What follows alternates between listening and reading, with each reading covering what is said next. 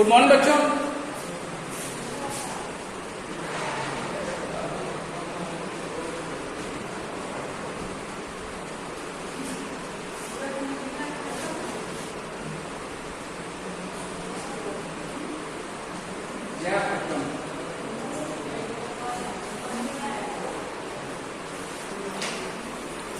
जय प्रक्रम में पढ़ना था,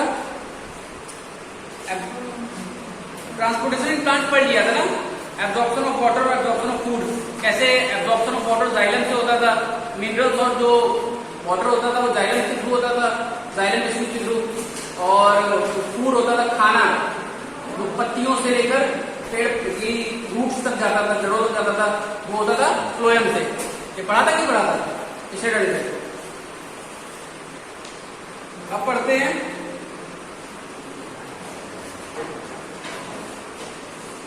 मानव में उत्सर्जन। पहले पढ़ते हैं उत्सर्जन क्या होता है, एक्सक्रीशन क्या होता है। ठीक है, उत्सर्जन क्या होता है। जंतुओं के शरीर में विभिन्न प्रकार की उपापचयी क्रियाएं निरंतर चलती रहती हैं। इन क्रियाओं के फलस्वरूप कुछ हानिकारक पदार्थों का निर्माण होता है, जिन्हें शरीर से बाहर निकलना अत्यंत आवश्यक है। ठीक है, जो हम लोग के प्रोसेस चलता रहता है, जो भी खाना पचने का, आखिर में कुछ ना कुछ हानिकारक पदार्थ होते हैं, चाहे जैसे CO2 हो या फिर यूरिया हो, यूरिन हो, ये सब चीजें क्या होती हैं, हमारे शरीर से निकलना इनका जरूरी है। यदि इन पदार्थों को शरीर से बाहर न निकाला जाए तो इससे अनेक रोग हो सकते हैं। जितने भी हानिकारक पदार्थ हैं, अगर ये हमारे शरीर से बाहर ना निकले तो हमें रोग हो सकते हैं, और हमारी मृत्यु भी हो सकती है, चाहे वो कोई भी जीव हो, चाहे हम लोग हो या कोई जानवर हो। वह क्रिया जिसके द्वारा इन वर्ज्य पदार्थों, मुख्यतः नाइट्रोजनिक वर्ज्य पदार्थों को शरीर से बाहर निकाला जाता है, वो उत्सर्जन कहलाती है। क्वेश्चन डालो, उत्सर्जन किसे कहते हैं?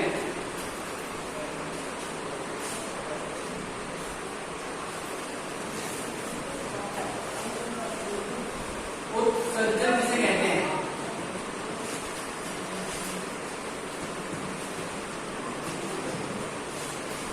किसे कहते हैं?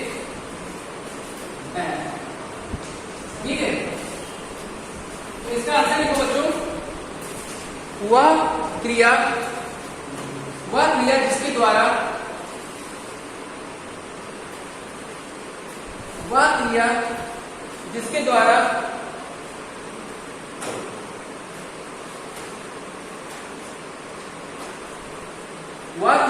द्वारा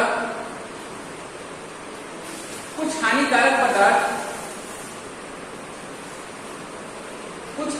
पदार्थ मुख्यतः नाइट्रोजनीय पदार्थों को शरीर से बाहर निकाला जाता है,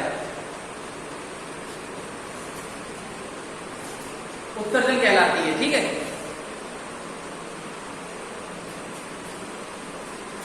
वह क्रिया जिसके द्वारा कुछ हानिकारक पदार्थ मुख्यतः नाइट्रोजनी पदार्थों को शरीर से बाहर निकाला जाता है, उत्सर्जन कहलाती है।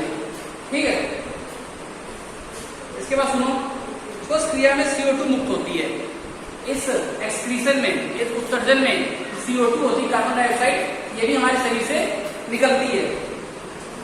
प्रोटीन व अमीनो अम्लों के उपापचय में अमोनियम का निर्माण होता है। यदि प्रोटीन और अमीनो अम्ल जब पचते हैं हमारी बॉडी में, तो क्या किसी का निर्माण करते हैं? अमोनियम का। यकृत में अमोनिया कार्बन डाइऑक्साइड से मिलकर यूरिया बनाती है, और यकृत में जाके क्या होता है, अमोनिया जो है कार्बन डाइऑक्साइड से रिएक्ट करती है और क्या बनाती है? यूरिया।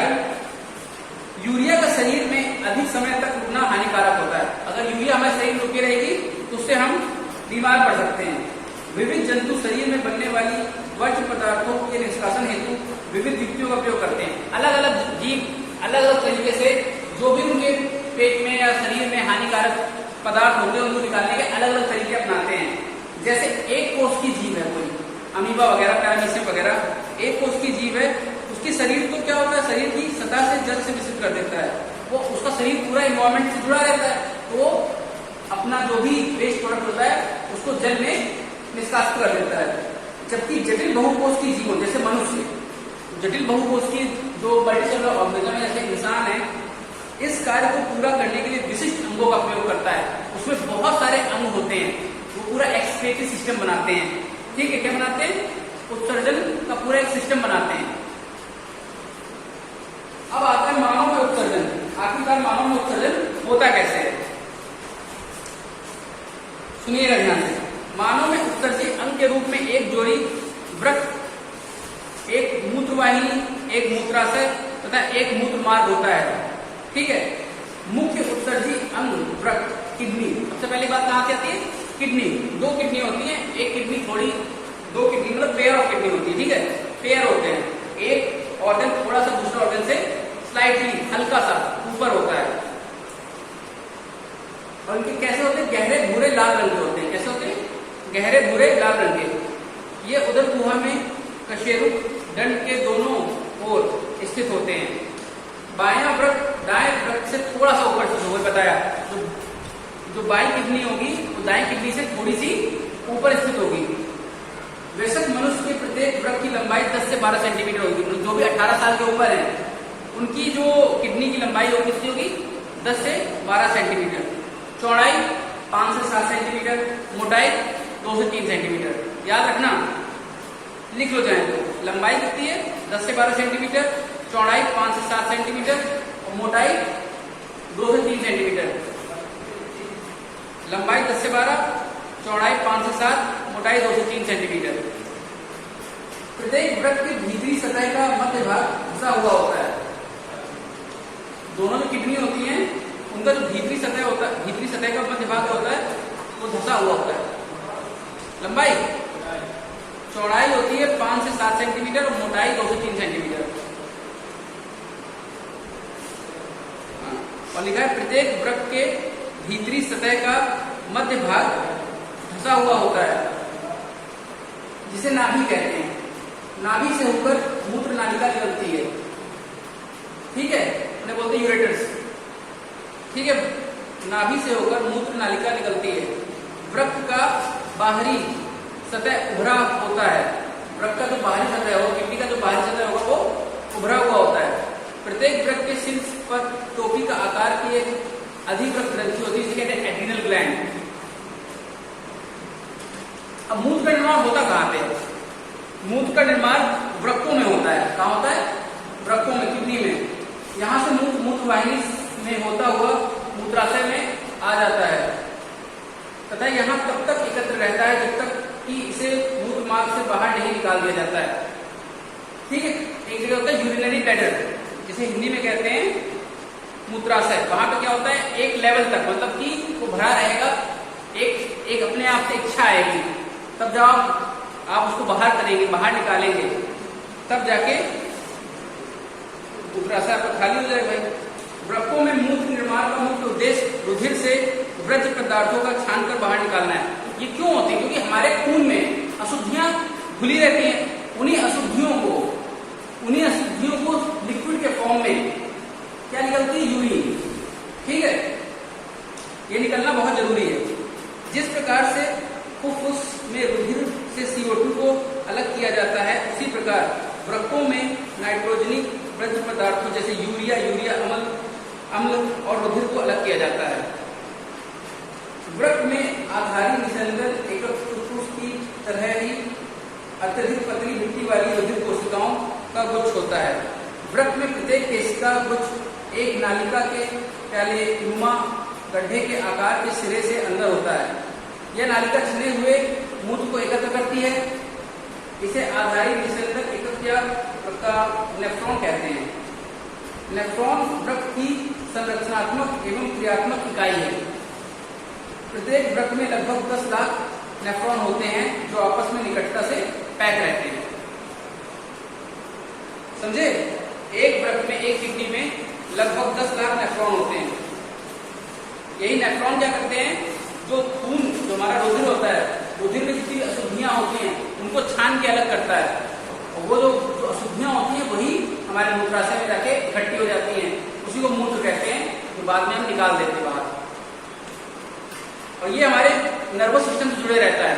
तभी तो हमको जब ज्यादा मतलब वहां पे यूरिन भर जाती है, यूरिनरी ब्लैडर में जब एक 50% से ज्यादा भर जाती है, तो अपने आप हमारे नर्वस सिस्टम बताता है कि हमें टॉयलेट जाना है, हमें टॉयलेट करने जाना है। क्यों? तभी क्योंकि वो 50% से ज्यादा भर जाता है। तब तक हम सह सकते हैं जब तक वो 50% से कम है। अब लिखो, वृत्ति क्रिया विधि, mechanism of kidney.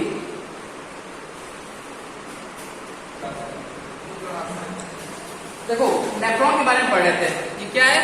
Functional unit of kidney, जो किडनी की मेन यूनिट है काम करने वाली। बताया था एक किडनी में लगभग 10 लाख नेफ्रॉन होते हैं।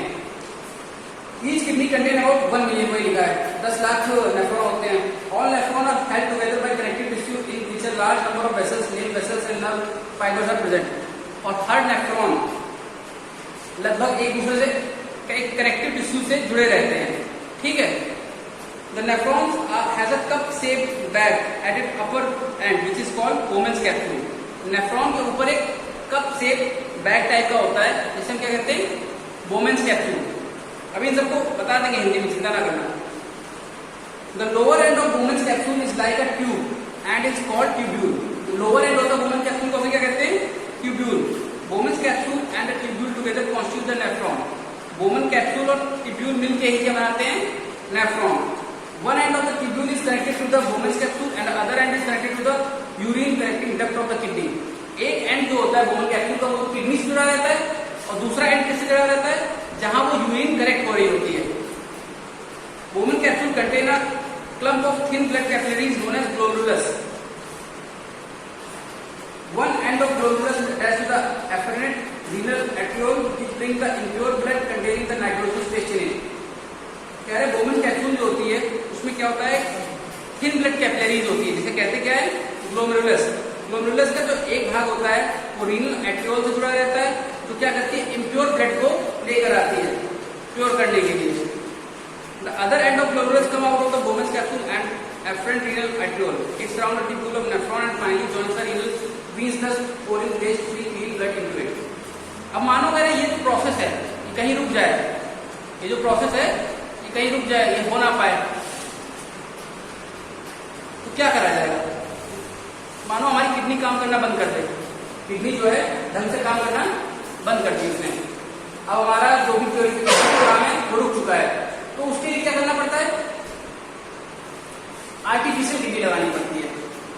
किडनी मानो खराब हो गई। किडनी खराब कैसे होती है? मानो आप बहुत देर तक के लिए टॉयलेट रोक लें, तो टॉयलेट क्या करती है? बैक फ्लो कर जाती है।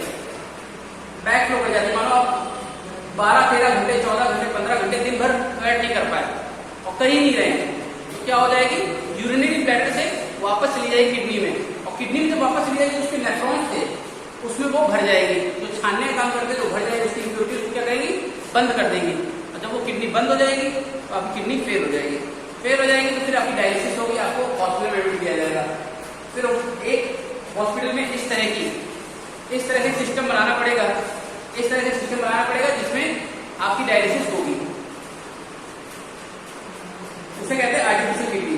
जो लिखा है इसमें लोग, artificial kidney is a device to filter the blood of patient whose both of the kidneys are complete damage. जिसकी लगभग दोनों किडनी डैमेज हो जाएगी, वो आर्टिफिशियल किडनी यूज करता है। In case of kidney failure, the various mineral salts and toxic substance goes on accumulating on the blood, which can even lead to the death of the patient. अब क्या हो भाई?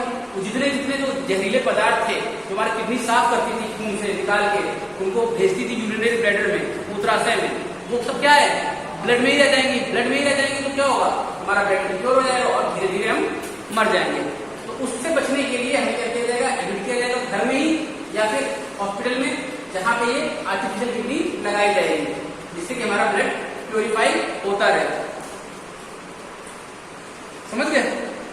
फिर लिखा है excretion in plants. पेड़ पौधों में कैसे होता है? Like animals, plant also produce a number of waste products. Plants में भी वेस्ट प्रोडक्ट होते हैं, जैसे कि हमारे लिए वेस्ट प्रोडक्ट CO2 था, इनके लिए वेस्ट प्रोडक्ट क्या है? Oxygen. Carbon dioxide and water और वेस्ट प्रोडक्ट, इनके लिए कार्बन डाइऑक्साइड और वाटर जो है वेस्ट है, produce during respiration. Oxygen is produce during photosynthesis. ये लोग कार्बन डाइऑक्साइड और वाटर को प्रोड्यूस करते हैं रेस्पिरेशन के दौरान, और ऑक्सीजन को प्रोड्यूस करते हैं फोटोसिंथेसिस के दौरान। All these wastage are remove from through the stomata present on the surface of leaves, lenticels present on the stem.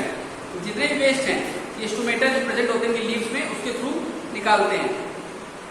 CO2 is excreted by plant during night. CO2 जो है वो रात के समय में वो निकालते हैं, वहीं जो ऑक्सीजन है वो दिन के समय में। Water is excreted from plants in the form of water vapours. जब भी वो स्टोमेटा के पोर्स खुलते हैं तो ट्रांसपिरेशन होता है, ट्रांसपिरेशन वाटर वेपर्स के थ्रू जितने भी पानी होता है वो रिलीज हो जाता है। It is exterior day time as well as night, transpiration दिन में भी होता है और रात में भी होता है। चैप्टर हो गया फिनिश, लाइफ प्रोसेस, जैव प्रक्रम। बाकी पढ़ाएंगे अगला चैप्टर फिजिक्स का, इलेक्ट्रिसिटी।